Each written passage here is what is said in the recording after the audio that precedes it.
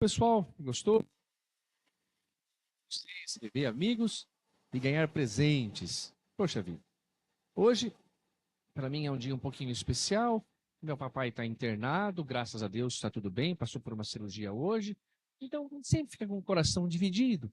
Quase que eu ligo para o Lu e falo: Lu, hoje não vai dar para ir.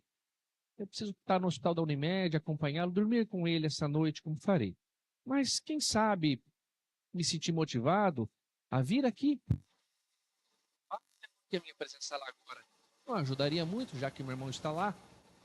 E é o caminho, na volta desse trabalho, passando por Bauru-Jaú, o caminho é o Hospital da Unimed, e eu fico por lá e troco de lugar com ele. E ao chegar aqui, algo me alegra de uma maneira tão grande. Eu ganhei um presente, pessoal, olha só, de uma menina que gosta muito de mim, que é essa que está sentada aqui na frente, a Gabi. Aí logo meu obsessor já falou, ela pegou isso aí de improviso no chão. Você acha que ela pensou em você? Ela pegou a tarde de improviso, agora de improviso, e falou: vou dar isso aqui para ele porque não tem onde segurar. E eu falei isso na cara dela. Isso aí você pegou agora, você acha que você pensou em mim? Aí ela tirou do bolso isso daqui, dizendo assim: Tato, gosto muito de você. Você é o melhor palestrante de todos. Não, essa parte eu que falei, do palestrante. Beijos, Gabi. Olha só que coisa mais linda. Ela me desenhou aqui ainda. Um homem bem mais forte do que eu sou. Gabi, meu anjo, muito obrigado desse carinho. E que sirva de exemplo para todos vocês. Podem me dar presentes, perfumes, roupas. Em vez de trazer no bazar, traz para mim. Estou brincando, pessoal. Isso aqui tem um valor impregnado tão grande. Vou guardar com muito carinho, viu, Gabi? E vou datar depois aqui. Sempre lembrar, põe a data, porque daqui um tempinho já passou, vai ganhando mais e mais valor com o tempo. Vamos todo mundo olhar para a Gabi, ó. Essa que está aqui. Vamos dar um plá para a Gabi de. Calma, eu vou fazer 3, 2, 1. Não, tá valendo? Vamos falar. Quando fizer, aí nós damos um só, tá? Todo mundo junto. Vai. Ah, legal, foi bom. Foi um dos melhores plá que eu já ganhei. Porque geralmente é assim, 3, 2, 1, plá, lá, plá, isolado, assim. Mas, de qualquer modo, é a retribuição desse carinho. Pessoal, trago um tema para vocês. Sempre um tema que, às vezes, acontece algo, me muda a ideia, e foi assim dessa vez. Eu tinha um outro tema preparado, eu trago bastante assunto da doutrina que me parece interessante. Mas com o desencarne do nosso Papa, algo me chama a atenção e refletir junto com vocês esse processo inevitável que todos passaremos pela morte, pelo desencarne, e como seremos recebidos lá? Será que o Papa tem vantagens em relação a nós, pelo seu desencarne? O Papa, entre todos os religiosos do planeta Terra, é a maior autoridade. Nós não temos um representante espírita que represente tanto poder quanto um Papa, o chefe da Igreja Católica, o chefe do Vaticano, a decisão maior, a mais poderosa religião que temos no planeta, ou pelo menos na parte ocidental. E há um texto de Chico Xavier que mostra para a gente o desencarne do Papa Pio XI, que foi a maior autoridade entre todos os papas, acredito. Um dos mais poderosos eclesiastas que nós temos notícia. E o início do texto, psicografado por Chico Xavier, de Humberto de Campos, está no livro Novas Mensagens. Ele diz assim: a morte de Pio XI é o terceiro história. Cercado de todas as honras pontificiais, Papa Pio XI agoniza. Exaustos, nada mais se ouve, além de algumas palavras ininteligíveis. Sabe quando a pessoa está falando um negócio meio delirando? Não está mais falando coisa com coisa. Como acontece muitas vezes quando a gente está assim naquele sono, pegando no sono meio profundo, você fala uma bobagem, alguém do quê? Não era nada com nada, você nem sabe. O Papa estava nessa situação. Seu coração está mergulhado na rede dolorosa das perturbações orgânicas, mas seu espírito está lúcido, como de uma sentinela a quem não se permite dormir. Olha que bonita a descrição. O corpo absorto num sono pesado, ele não consegue mais atinar muito raciocínio passando pelo corpo, mas o espírito lúcido, acordado, não se permitindo dormir. Ele passa pelo processo que todos passaremos aqui, inclusive a Gabi, a mais novinha talvez entre todos nós. Porém, como será a diferença de tratamento recebido lá? Tem o Papa poderes superiores perante os céus em relação a nós, em relação a qualquer um, até mesmo um ateu? E Humberto de Campos continua. Amanhece o dia. O Papa passou a noite nesse sofrimento. Não está sendo muito fácil para ele também. Preparam-se os sinos de Roma para anunciar as matinas à antiga cidade dos Césares. E o velho pontífice tenta, mais uma vez, articular uma palavra que expresse a sua vontade derradeira.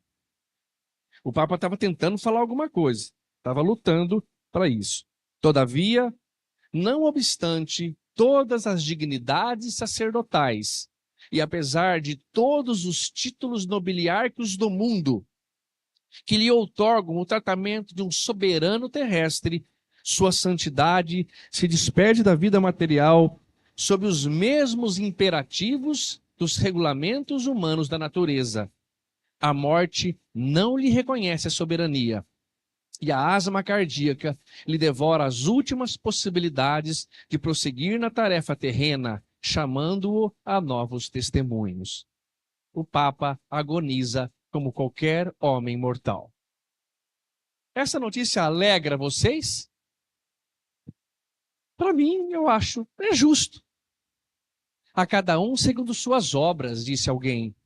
Não a cada um segundo seus títulos. Porque se fosse assim, pessoal, os títulos da terra influenciariam as decisões de Deus. Os títulos dados por nós, por eleições que nós mesmos fazemos, daria vantagens soberanas a alguém que nem sempre tem boas obras. Daqui a pouco vão ser escolhidos os novos candidatos entre os cardeais para ver quem vai ser o novo Papa. Parece que o Papa agora passa por um processo ritualístico, onde o camerlengo entra em seu quarto, chama 3 vezes o nome do Santo Papa. Não havendo resposta, se configura a sua morte. Ele passará por 3 tipos de caixões diferentes, um deles de cobre, um deles de madeira nobre e um deles que eu não sei do qual é. Pode fazer na terra, filho, o que vocês quiserem, os processos que vocês quiserem. Isto é com vocês. Deixe os mortos enterrar seus mortos, mas o espírito dele é conosco. Nós vamos cuidar do Santo Papa, como cuidaremos de todos aqueles que desencarnarão, e, por sinal, 100% de todos nós. Eu tenho acesso a um site da internet, que todos vocês têm, que é a Bíblia do Caminho. A Bíblia do Caminho é muito interessante. Se vocês puderem pesquisar obras espíritas lá, é muito bacana, porque dá um tema e você tem toda a literatura que foi falado daquele tema. E procurando sobre morte, eu encontrei depoimentos de pessoas comuns, como nós, como a Gabi, para falar como foi a experiência deles nesse processo chamado desencarne, chamado morte. Ouvir do Papa Pio XI pode me dar, às vezes, a impressão de que é inacessível para mim, ou que Humberto de Campos está contando uma situação que ele vive, que conhece muito o Espiritismo. Mas quando eu tenho relatos de pessoas comuns como nós, que experimentaram exatamente esse momento descrito por Humberto de Campos, de quando o Papa Pio XI estava desencarnando, dá uma realidade para a gente do que é bom, do que é errado, do que é certo ou não fazer aqui na Terra. Relembrando um pouco o que Allan Kardec traz nessa parte, na questão 149 de O Livro dos Espíritos, Allan Kardec perguntou assim: o que acontece à alma no instante da morte? A resposta é: volta a ser espírito, isso é, volta ao mundo dos espíritos, de onde se separara momentaneamente. Allan Kardec dá uma nomenclatura para a gente que é o seguinte: quando está encarnado, podemos chamar de alma. Quando a alma não está encarnada, chamamos de espírito. Mas é a mesma coisa, é uma nomenclatura. Aliás, ele define alma outras duas definições que também são aplicadas. Mas aqui ele fala, o que acontece com a alma quando ela desencarne? Volta a ser espírito. Podem perceber que no livro de vocês, eu tenho aqui, ó, fonte viva. Não foi combinado, mas está aqui. Pelo Espírito Emmanuel. Não é pela alma Emmanuel. Por quê? Porque o Emmanuel está desencarnado. Agora está encarnado. Então, por falar a alma do Emmanuel, porque ela está dentro de um corpo. Se eu me referir a Gabi, eu falo a alma da Gabi. Por quê? Porque pela nomenclatura correta eu quero dizer a Gabi está encarnada. Então o que acontece com a alma do Papa Pio XI, do Papa Francisco, com a alma de qualquer um de nós? Ela volta a ser espírito. Mas não é que ela deixou de ter alguma característica que chamava a alma, agora ela perdeu. Não, ela só não tem mais o corpo físico. Ela deixou de ser alma pela nomenclatura, passa a ser espírito. Isso significa o quê? Que ela voltou para o mundo espiritual, de onde se separou momentaneamente. Então eu não estou me separando agora da matéria. Eu me separei do mundo espiritual. Lá é minha casa, lá que é o lugar comum. Agora é jogo, pessoal. Agora está acesos os refletores, agora está decorrendo o tempo de jogo para os encarnados do salão. Daqui a pouquinho nós bate o intervalo, nós damos um intervalinho, por exemplo, e é o momento que o jogo acabou, voltamos ao mundo espiritual e vamos lá rever as provas, passar a limpo o que erramos e o que acertamos. Então, Allan Kardec continua sua pergunta, a 150. A alma, após a morte, conserva a sua individualidade? O Papa continua sendo Papa? Nós continuaremos sermos nós ou volta um todo universal? Então a alma após a morte conserva a sua individualidade? Sim, jamais a perde. O que seria dela se não conservasse? É verdade, se eu volto ao mundo espiritual e não lembro de nada, não sou mais eu me misturo ao oceano, como se eu pegasse essas gotas do copo e jogasse numa piscina e diria, a água do copo está aí no meio, mas não dá mais para pegá-la de volta. Ela misturou num todo. Então eu e a Gabi seríamos uma coisa só? O meu pensamento se mistura com o de vocês? Não, isso não acontece.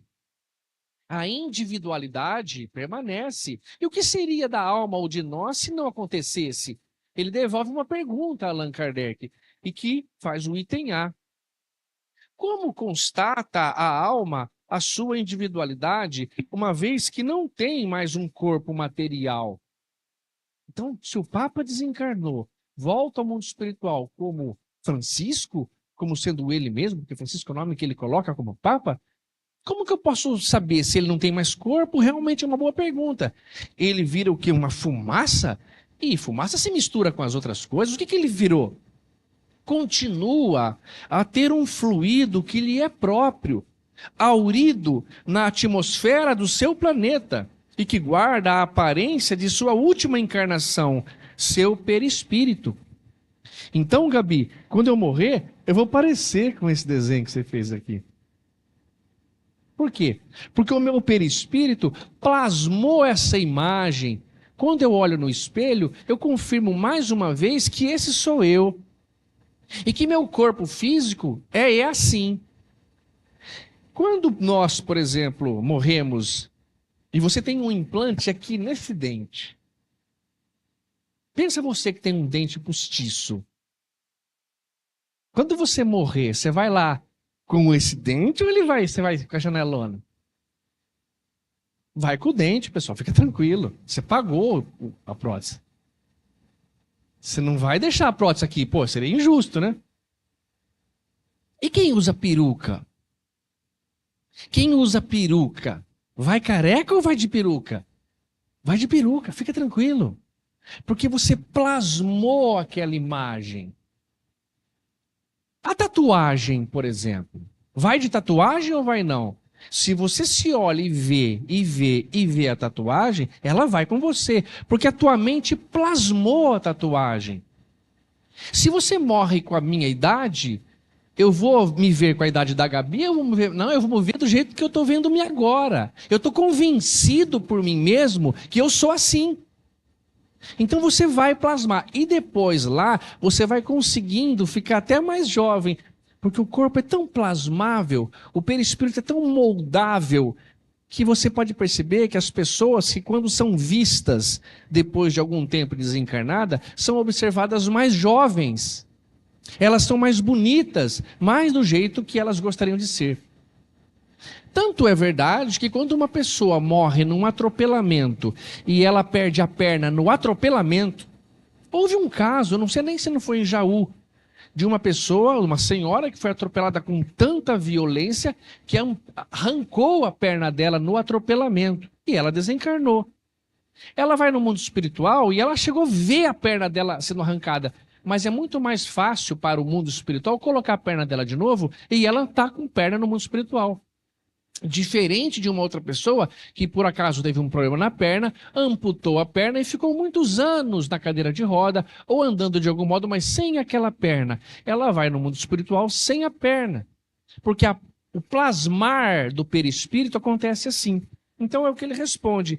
Você continua tendo um corpo fluido, que foi extraído da atmosfera do seu planeta e que guarda a aparência da última encarnação, que é o seu perispírito.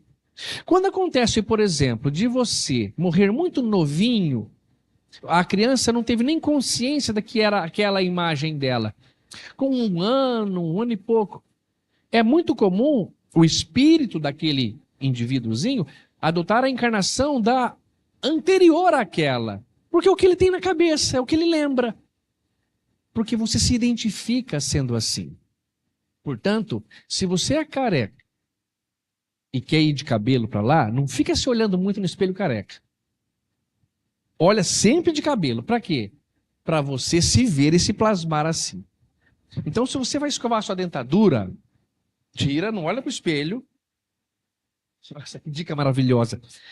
Escova, arrancar e coloca. Aí você vê, tá bem? Porque você vai levar plasmado.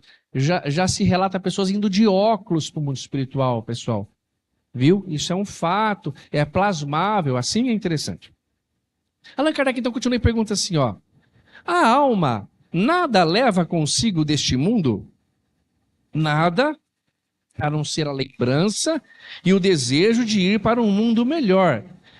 Lembrança essa, cheia de doçura ou de amargor, conforme o uso que fez da vida.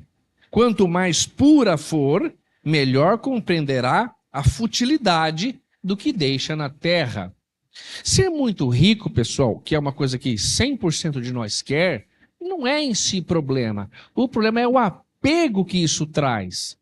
Se você desencarna na condição do Silvio Santos, por exemplo, dono de um império, não tem nenhum problema se ele compreender que chegou a hora de desencarnar, que tudo vai ficar para as meninas filhas dele, para os herdeiros, ou de qualquer maneira, que não é mais dele, e ele ir embora em paz, nenhum problema. Não é pecado ter dinheiro, é pecado como que você ganhou esse dinheiro, como que você mantém esse dinheiro, o que você usa tendo o poder de ter esse dinheiro. Aí complica a situação. Mas em si, se você reconhece a futilidade disso perante o mundo espiritual, mas tem um império com muito respeito, com muita justiça, com muita dignidade perante teus próprios funcionários, nenhum problema, você está liberado disso. É mais fácil a prova da pobreza, por quê? Porque a pobreza você tem que engolir um sapo mesmo, não tem o que fazer. Às vezes você percebe que a piada é sem graça, mas quem encontrou foi o seu patrão, então trata de dar uma risada, ainda que xoxa. Porque ele contou, né? Senão vai ficar ruim. Agora, se é uma pessoa que você não tem muita importância, você ri se quiser. E geralmente quem tem muito poder e associado a isso muito dinheiro, ou muito dinheiro e associado a isso muito poder, não faz muito mais questão de se importar, em se comportar de uma maneira diferente. Então aqui ele fala bem. Ele não leva nada do mundo espiritual. O Papa, por exemplo, que desencarnou, ele leva o carinho que ele fez, leva também as coisas erradas que fez, leva os pensamentos bons que teve e também os ruins. Então isso é departamento dele com Deus, departamento dele com a própria consciência, sem nenhuma vantagem, segundo Humberto de Campos, em relação a nenhum de nós aqui. 159. Essa começa a ficar interessante demais. Que sensação experimenta a alma no momento em que reconhece estar no mundo dos espíritos? Faz um teste entre vocês. Deixa um livro dos espíritos em qualquer canto da casa. De preferência no banheiro, porque você senta no vaso e gasta um tempo ali. Pega o livro dos espíritos, mas pode ser em qualquer lugar, lê uma pergunta e tenta responder sem ler a resposta. Eu acho que vocês, ou qualquer um do planeta, mesmo não sendo espírita, acertam uns 90%. É muito lógico o livro, é muito objetivo, é justo. Como você faria? Olha a resposta. Como se sente um espírito que desencarnou? Pensa bem, o que vocês acham que é?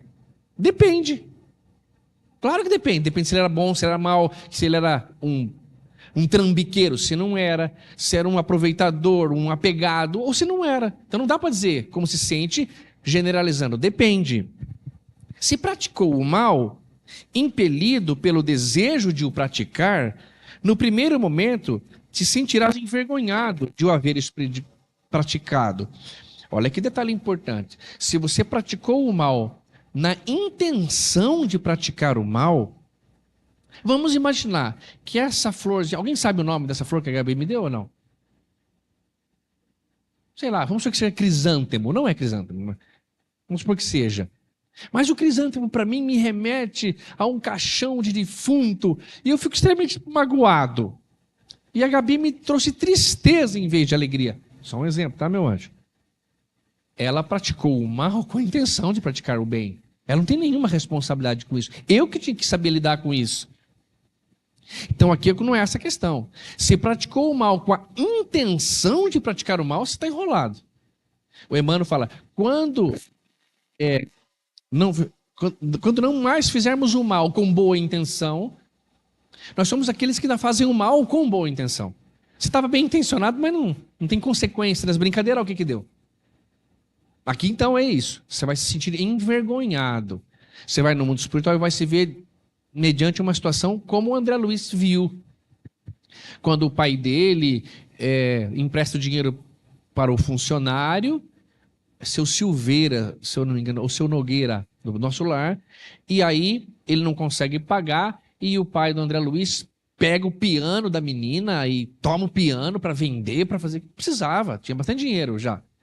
Mas ele faz isso meio que sabendo da consequência, sabe quando você empresta dinheiro, sabendo que a pessoa não vai conseguir, e você prejudica ela ainda assim, você então faz sabendo, e na hora que ele encontra lá com o seu Silveira ou o seu Nogueira, não lembro muito bem, ele estava todo iluminado, coordenando a companhia dos samaritanos, a caravana dos samaritanos, e o André naquela situação, ele fica todo envergonhado, e ele não quer mais ir encontrar com isso, porque a Narcisa fala, vai lá André, você viu alguém que não gostaria? Vai lá, e o André não quer mais ir, é essa a situação. Você percebe que você fez errado, e isso então depende do que você se comportou. Ele continua, com a alma do justo as coisas se passam de modo bem diferente. Ele se sente como que aliviada, a alma aliviada de grande peso, pois que não teme nenhum olhar perscrutador, um olhar que assim, eu sei o que você fez, eu te conheço, eu sei o que você fez no verão passado. Eles sabem da situação. Tirando a Gabi, pessoal, daqui 50 anos, acho que todo mundo está no mundo espiritual. Eu vou estar com 98.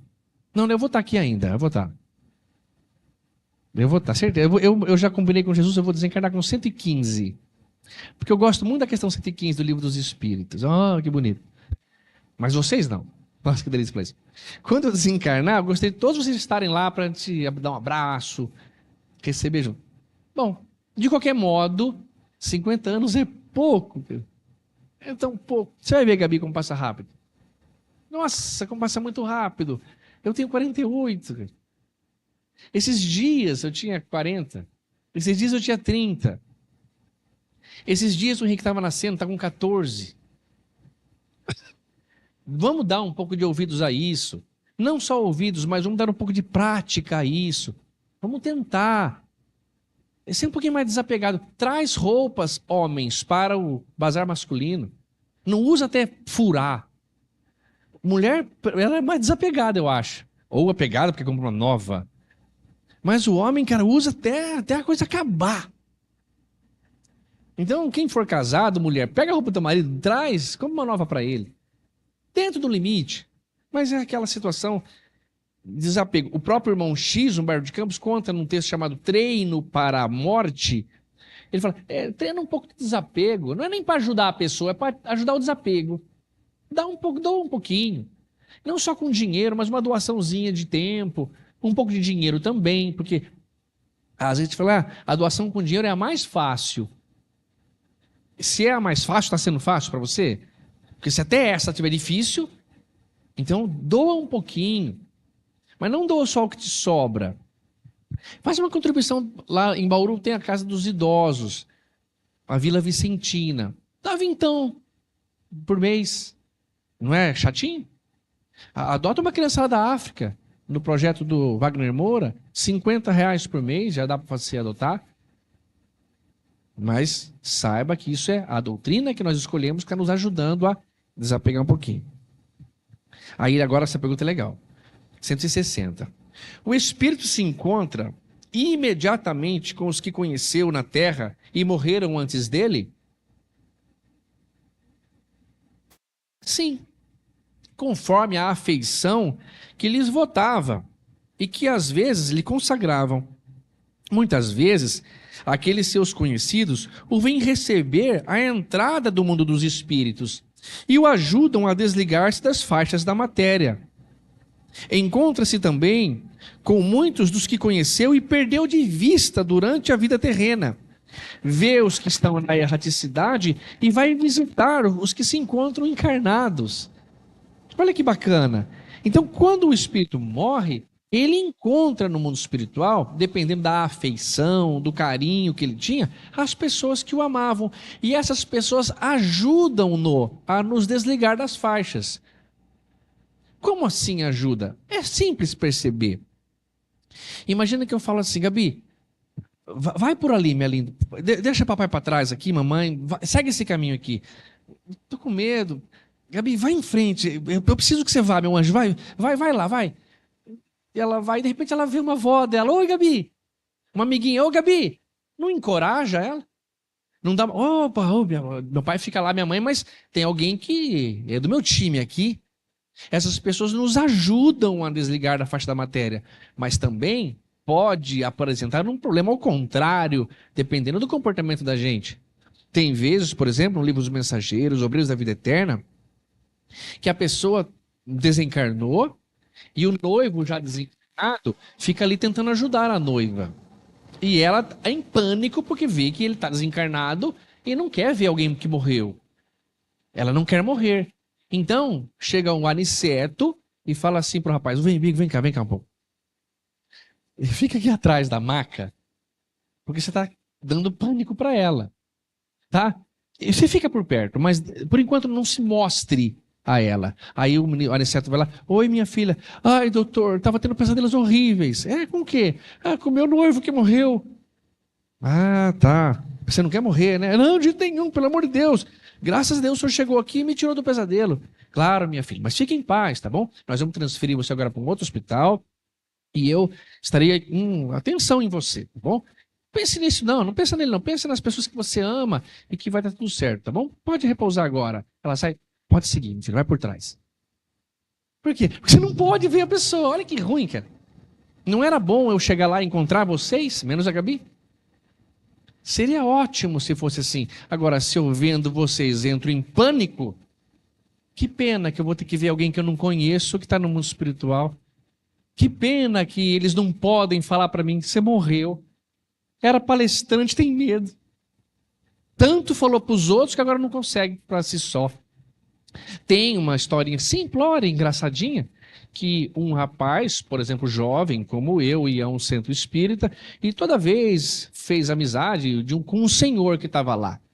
E ele ficou muito feliz, ele gostava desse senhor, como eu gosto de vocês. Até que um dia ele vai, o senhor não estava mais, ele vai outro dia, o senhor não estava mais, e ele pergunta, Luiz, aquele senhor que estava aqui, tá, ele desencarnou, né? Morreu. Poxa vida.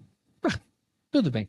Aí, Passa-se anos e o palestrante desencarna também. E ao desencarnar, sofrimento, umbral, um lugar legítimo para o palestrante. Umbral é lugar de palestrante espírita. Por quê? Porque ele fala em nome das coisas, mas não cumpre. Lugar de papa, que delícia. Eu acho que eu vou encontrar Papa Francisco no umbral. Eu vou ficar muito feliz, porque eu sou um reles mortal, mas o Papa Francisco? Então eu vou bater um maior papão com o Papa Francisco lá no mundo umbral, né? E ele sofre, mas ninguém sofre pela eternidade, ninguém perde a condição de ser filho de Deus, até que então ele começa a se restabelecer, vê a ajuda e vai para uma colônia. Lá encontra quem? Aquele senhor que sempre estava na palestra com ele, que o ajuda numa primeira hora, que o resgata lá do umbral. E ele fala, poxa vida, senhor, que uma saudade do senhor lá no centro espírita, não vi mais, e agora passei esse tormento aqui, vindo para cá. O senhor também passou por isso? Não, filho, eu vim direto para cá. Ah, é? Mas que engraçado, eu sofri tanto. O que aconteceu? Eu não sei, filho, eu fazia tudo o que você falava para fazer. É isso, pessoal. Não é a cada um segundo seus títulos. É cada um segundo suas obras. É o que você faz, o que você sente. Não é justo. Não é gostoso que seja assim? É certo, porque dá acessibilidade a mim também. Mesmo sendo palestrante, talvez até por estudar mais, conhecendo um pouco mais. Mas o ateu, pessoal, isso me inveja muito os ateus, quando fazem o bem e são ateus legítimos, tem um mérito maior do que nós.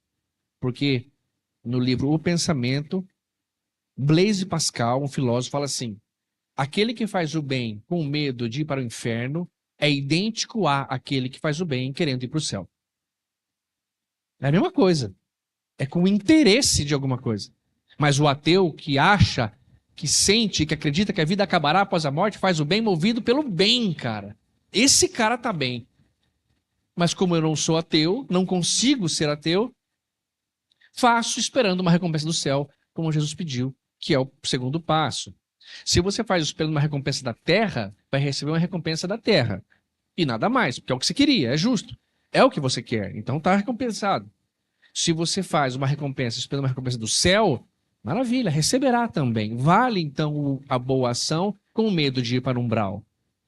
Vale sim. Essas são as minhas ações. Então, ele se encontra, visita e ele nos ajuda.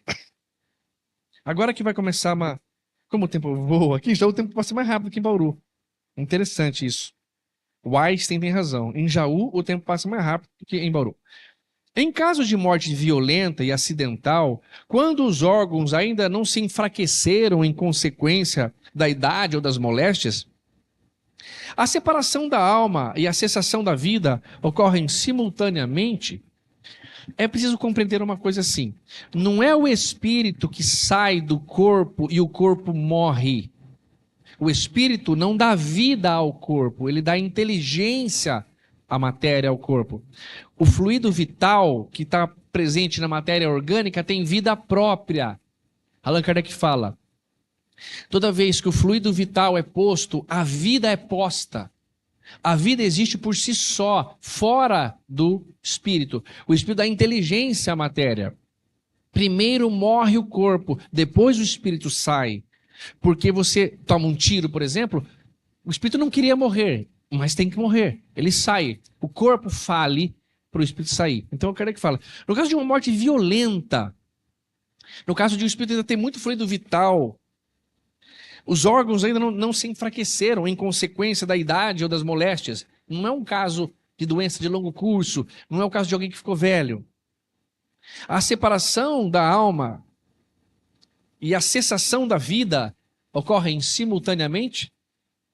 Geralmente assim é, mas em todos os casos, muito breve é o instante que separa uma coisa da outra.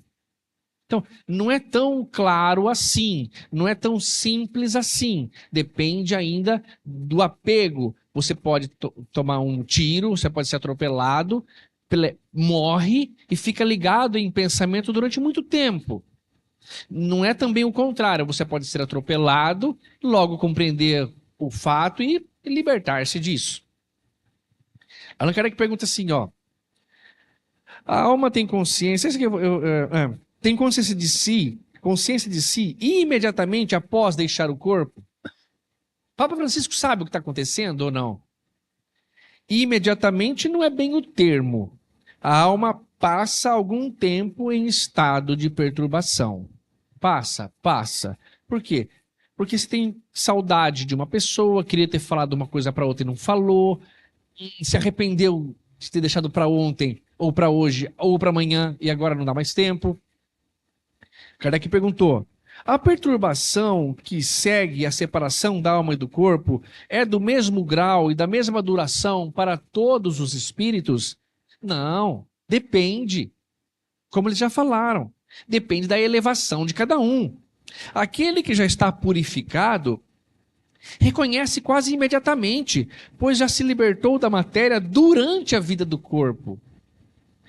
Enquanto que o homem carnal, aquele cuja consciência ainda não está pura, guarda por muito tempo a impressão da matéria. Aqui entre nós, não tem ninguém de consciência pura. Pura, está longe. Pode ser uma consciência tranquila, mas consciência pura, nossa senhora. Mas vamos tentando entender o inevitável. Por isso envelhecer é uma dádiva.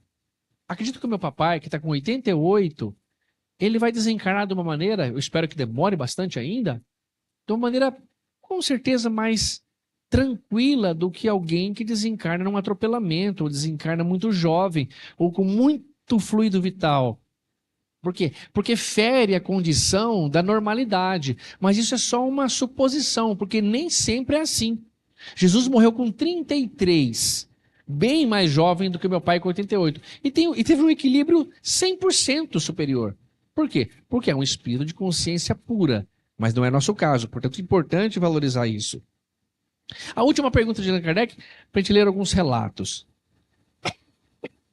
O conhecimento do espiritismo exerce alguma influência sobre a duração mais ou menos longa da perturbação? Aquele senhor, amigo palestrante, tinha consciência do espiritismo? Tinha. O palestrante também tinha.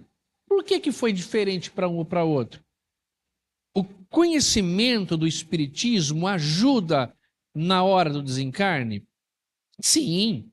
Influência muito grande, porque o espírito já antecipadamente compreende a sua situação. Mas somente a prática do bem e a consciência pura são o que maior influência exercem. Se você tem bastante conhecimento espírita, vai cair a ficha logo que você morreu. Mas essa ficha, ao cair, pode complicar a sua vida se você tiver a consciência de que foi muito malvado, foi muito ruim. Era bom que a consciência, conhecimento que desencarnou e também a confiança de que agiu dentro do limite. E não se preocupa não, pessoal, é trazer roupa para o bazar, não é ser um paladino da caridade. Deus sabe do que somos capazes. Ele acha que a gente espera o quê da gente? Aquele que ainda tem dificuldade de doar uma coisa para alguém que está com fome, sendo que tem bastante dinheiro no banco. Alguém que tem uma consciência reta, tranquila do que tem que ser feito e não faz. Ele sabe disso. Eu tive um cachorro chamado Gandalf o Branco. Cachorro gente boa demais. Era um pitbull caramelo. E por que o branco? Por causa da literatura de Gandalf. Gandalf o Branco, Mithrandir. Olha que coisa linda. O Gandalf foi adestrado por um policial chamado Samuel Talon, que adestrou ele a sentar, andar junto, para eu levar o Gandalf para passear, não o Gandalf me levar para passear. O cachorro vai te puxando, ele que vai te levar para passear. Não, o Gandalf ficava do lado. E Gandalf o Branco foi ensinado a não comer fora da sua casinha, da sua caixinha. Até porque ele era um cão de guarda, chega alguém lá, joga uma coisa envenenada, ele come e se deu mal. Então não era para comer. Só que quando tinha alguma coisa em casa, um churrasco, alguma coisa, ele comia. Ele não resistia ao cheiro da picanha. A pessoa ia cortar um pedaço, caiu lá, chega lá e comia. que eu deveria fazer para ele dar um chute nele? Não, ele é um cachorro, meu. Não tem jeito de resistir. É difícil. Não, ele... Vocês viram uma coisa na internet? Coisa linda, cara. Cachorro é uma coisa maravilhosa. O que é animal, né? O cara, o soberano humano, tava cortando uma linguiça assim, e ele intencionalmente joga um pedaço pro cachorro. Vocês viram isso? O cachorrinho vem, põe a pata em cima e fica assim, ó. Cara, o soberano humano vê que ele fez isso, sai pra lá, o cachorro vai assim, cara. Fudido, mano. Ou seja, ele sabe que o dono não quer que ele coma, mas então ele disfarça, finge e come escondido. Para que o soberano humano tá vendo. Ao ver aquilo, eu acho assim, o soberano humano é como um espírito anjo da guarda, e nós somos o cachorro. Vocês acham que eles não estão vendo? Vocês acham que eles não perceberam a nossa intenção? Tão boba, tão simples. Nós estamos andando pela rua, isso acontece muito lá em Bauru. Aqui já eu acho que não. Os homens de Bauru são assim, os de Jaú não. Portanto, não é com ele, não é com ele, não é com você. Lá de Bauru, e eu como se fosse de Jaú, porque comigo também não faço. Estou andando e vem uma moça bonita de lá. Pensa uma moça bonita. Mas pensa uma mulher bonita. E eu, não, mas os meus amigos sim. E lá em Bauru os homens sim, mas aqui em Bauru também não, por isso o exemplo. Nós passamos pela moça, aquele perfume gostoso. Eles olham para ver o cabelo da moça. Lá em Bauru eles fazem isso, aqui não, e eu também não. Não sei por que eles olham para o cabelo da moça. Vocês acham que o Espírito não perceberam? Puxa, tem um namorado, cara. Gente boa, namorada dele, cara. Parceira, guerreira, lutadora, babaca desse. Ela também não tem pensamento muito bom, não é? Eu sei. São os nossos irmãos do prova e expiação. Eles percebem, meu. Vai exigir o que de nós? Portanto, é o que dá para fazer. Mas esforcem-se. Pergunta 909 do Livro dos Espíritos. Talvez a mais importante pergunta, na minha opinião. Pode o homem, pelos próprios esforços, vencer as suas más inclinações? Ou seja, sem a ajuda do seu anjo da guarda, sem a ajuda do padre, sem a ajuda de uma leitura, sem um remédio, tarja preta, os próprios esforços que nós temos condição de vencer as más inclinações. As más. Olhar para o cabelo da moça, beber uma coisa numa hora que não é para beber. Eles respondem assim, nossa, claro que podem. E fazendo tão poucos esforços. Já podia responder assim, já estava bom, mas ele põe assim, sujeição, como são poucos entre vós os que fazem algum esforço? Só não olhar para o cabelo dela, não olha, meu. Inclusive, se você trabalha numa repartição, tem uma moça bonita lá, você é casado, e ela te chamar para almoçar com ela, não vai almoçar com ela, não. Não vai. Mas é só um almoço. É só um almoço agora. Lá abre brecha para muitas outras coisas. Ela sorri bonita, tem uma copinha aqui. Não vai, cara, não vai. Se você for solteiro, tudo bem, a vida é sua. Agora, esse esforço é necessário para que você volte ao mundo espiritual com essa consciência melhor, sabendo que você conseguiu vencer esse ponto. Olha alguns relatos aqui muito bacanas que está em Psicografias de Chico Xavier. Todos esses relatos são escritos que Chico Xavier trouxe de pessoas comuns como nós nessa questão. José Wilson de Campos, ele conta assim, que inclusive eu peguei uma relacionada ao que o conhecimento da doutrina, ou o conhecimento do bem, como ajuda no mundo espiritual. De sonho em que me via, estava consciente de que fora agredido. Meus pensamentos vagueavam descontrolados. Quando acordei de improviso, achava-me ao seu lado, na casa de tratamento, para onde me haviam conduzido o corpo. E escutei, ele está escrevendo para o pai dele, tá? É retirado de um trecho da psicografia, para encurtar a conversa. Então ele está contando para o pai, pai, do sonho em que eu me via, eu estava consciente de que tinha sido agredido. Meus pensamentos vagueavam descontrolados quando acordei de improviso. Eu me achava ao seu lado, na casa de tratamento, para onde me haviam conduzido o corpo. E escutei os seus pensamentos em prece, rogando a Deus que me fortalecesse e que eu perdoasse aquele companheiro que se fizera instrumento de nossas tribulações. Compreendi, com a força da sua fé, que fora retirado da presença da vida física. Ao filho percebeu pelo pai que ele havia morrido. De vez que, embora algo entontecido, reconheci que ninguém no recinto dava conta da minha presença. Ele estava meio entontecido e percebeu, ninguém está falando comigo, ninguém percebeu aqui. Vocês são espíritas, então vale essa dica de que se o conhecimento do espírito ajuda. Se um dia, pessoal, vocês acordarem, falarem com a mãe, ela não respondeu. Fala com a esposa, se você já está casado, não respondeu. Tentou a Gabi, ela não respondeu. Cara, você morreu, meu. Você morreu, ninguém está te escutando. O Divaldo perguntou, Joana, como eu vou saber se eu desencarnei? Eu que vejo você, que vejo as pessoas. Ele falou, Divaldo, a hora que você acordar, tenta abrir a janela. Se você conseguir abrir, você não morreu. Tão natural que é. Essa é uma dica boa. Tenta falar com a pessoa. E se a pessoa estiver brava realmente? Vamos combinar com os parceiros de casa, pelo menos fazer um gesto assim, ó. Levanta o dedo do meio, dá um sinal que o cara você ouviu, tá bom? Porque a grande maioria de nós não perceberá nessa circunstância. Então, olha só. Recordei de imediato as suas conversações e os seus ensinamentos. A lembrança de mamãe e da esposa passou a me doer no coração. Olha lá, a lembrança da mamãe, da esposa, começou a doer no coração dele. Só então registrei o sofrimento do corpo que ainda se ligava comigo por fios de vida que não sei classificar.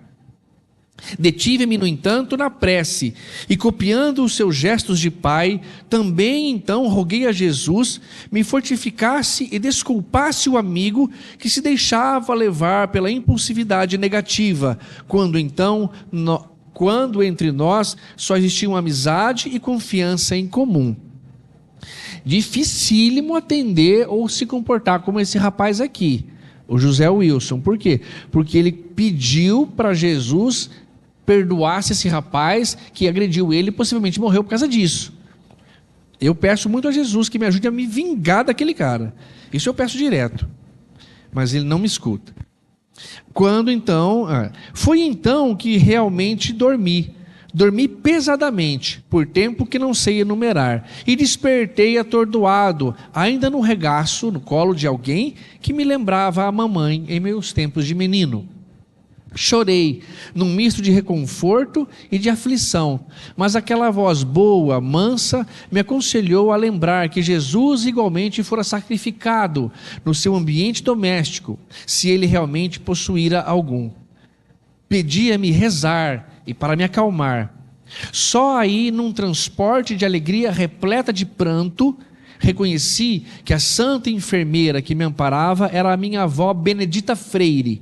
Em breves momentos, o tio Olegário se me fez visível e desde aí começou a minha recuperação. José Wilson de Campos. Que legal, né, meu? Olha só, um homem que teve um comportamento bom, ele morreu agredido, ele ouve o pai dele fazendo prece, ele se vê num lugar de pessoas que não estavam vendo ele, ali ele reconhece que havia morrido, e ele então volta, começa a fazer prece, pede a Jesus que perdoasse o amigo, que ajudasse, se vê no colo de alguém que lembrou a mãe dele, era na verdade a avó dele, aí ele vê o vô dele e começa a recuperação dali. Lembrem-se que ficar no umbral não pagará pecado. Eu fiquei tanto tempo no umbral, quitei muita coisa, não quitou nada. Você fica no umbral para purgar, para cair a ficha, ir para uma colônia e lá começar a ver o que tem que ser feito. É como se você estivesse lamentando, chorando uma prova de recuperação de matemática que você foi mal. está sofrendo, não foi viajar, não fez a prova e nem aprendeu a matemática, está mal, não quero mais estudar, está no umbral. Aí tem que falar, quer saber? Posso ficar sem estudar? Vou pedir para me matricular de novo. Foi para a colônia. Começa a estudar para a prova. Isso. Vai e faz a prova. Encarna de novo. Você recupera, você progride quando você vem e passa pela prova e consegue. Ficar no umbral não é pagamento de dívida. Portanto, não queiram ficar lá. Queiram sair. Ao passar por lá, o que faço para sair? Prece, pessoal. Pede para a vovó que morreu, que você amava muito, para a mamãe, para o anjo da guarda. Não tenha medo, não. Pede. Vai acontecer. Vai ficar com medo dos que desencarnaram. Eles não viraram assombração, eles nos amam. Olha um outro relato muito legal aqui, ó. Carolina Caetano. A liberação do corpo físico é um grande momento, diz ela pela psicografia do Chico.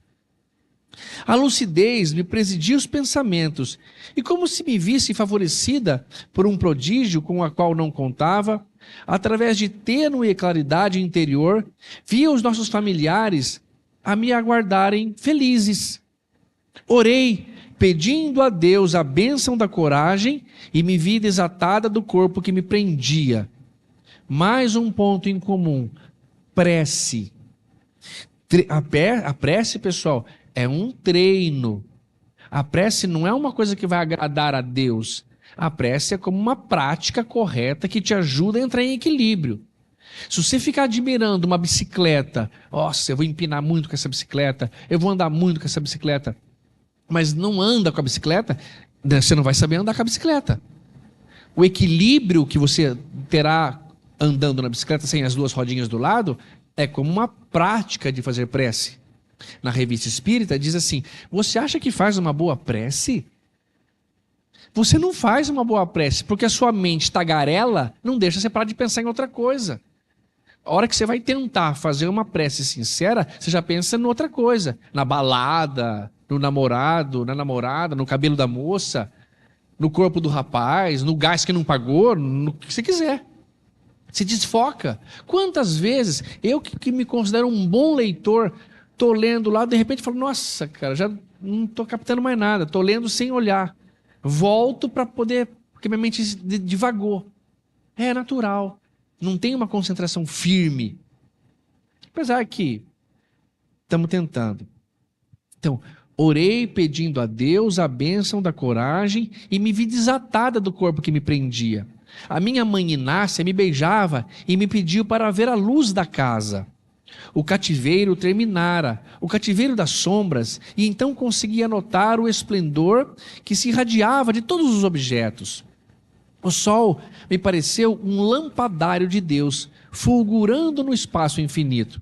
As flores se me figuravam focos iluminados, destilando bendita claridade. Descobri ou redescobri a luz no ar que respirava nos blocos residenciais. Minha mãe Inácia me abraçou e aconchegou-me ao colo, o qual, se eu houvesse voltado a ser criança, e me pediu para pensar em repouso. Bastou isso e eu dormi tranquilamente, na suposição de que voltaria para perto do João e dos meus filhos. Carolina Caetano. Observem então, não é muito simples desencarnar. Passa, dá um medão, uma perturbação, tem que aceitar a turma que veio ajudar, tem que abraçar os mortos, tem que perceber, olha, aconteceu, eu vou fazer prece, eu preciso descansar, eu preciso dormir. E muitos relatos fazem assim, você parece que vai apagando, porque o corpo físico começa a apagar, você não consegue, dorme e acorda no mundo espiritual. Esse apagar e esse acordar pode demorar muito. Nunca é ficar acordado e permanecer acordado, raríssimo. Só para grandes elevações. Quase sempre você vai apagando e acorda no mundo espiritual melhor ou numa outra situação. Mais um relato que é bacana. Quando o carro estranho me atirou a moto para os ares, num relâmpago de tempo, imaginei 1000 assuntos. Tudo passou diante de mim, como se eu pudesse misturar tanto expediente num só. a certeza de que perderia o corpo. Dor não senti. Creio que o assombro nos acidentes que nos estragam o corpo físico, com marcas irreversíveis, nos embota a sensibilidade. Há uma pergunta que eles fazem: se dói para morrer? Eles falam que não. Morrer em si é que nem dormir. E quase todo dia nós treinamos para a morte. O rapaz aqui, descrevendo, fala: não sei, acho que esses grandes acidentes embota a sensibilidade do corpo, porque eu não senti nada quando morri. Eu só percebi que ia morrer. A ordem era aquietar-me e dormir sem querer. De nada mais me lembro, senão do salto inesperado e compulsório. O despertar foi outro problema, porque se não senti dores a princípio, acordava num corpo em tudo semelhante àquele que perdera e sofria. Aqui me dizem que os remanescentes da desencarnação divergem de pessoa para pessoa. O que sei é que me supus hospitalizado em Brasília, ou até mesmo em Goiânia. Mauro Antônio Campos Paiva. Pena que o tempo aqui em Jaú passa mais rápido que em Bauru, e não há como ler o relato da família desse rapaz, o que aconteceu.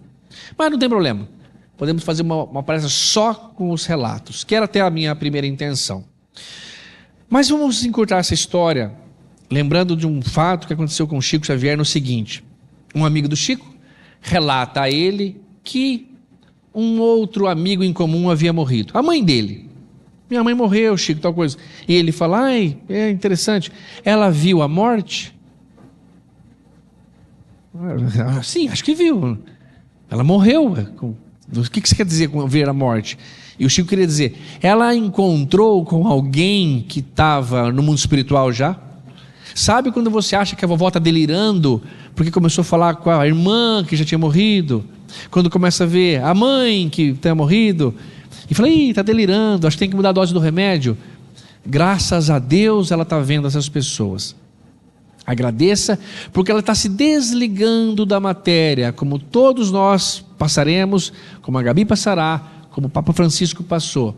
E ver essas pessoas é um presente. Por quê? Porque a transição pode ser muito mais facilitada.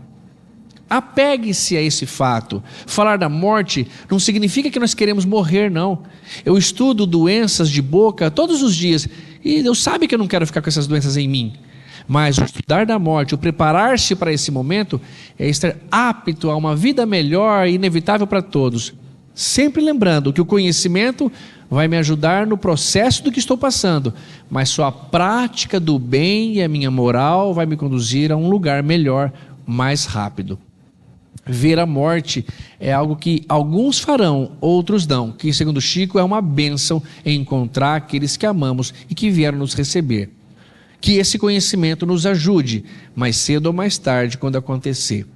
Finalizo deixando uma mensagem de Augusto dos Anjos, psicografada por Chico Xavier, quando ele fala sobre a morte. João, você como poeta vai gostar disso aqui.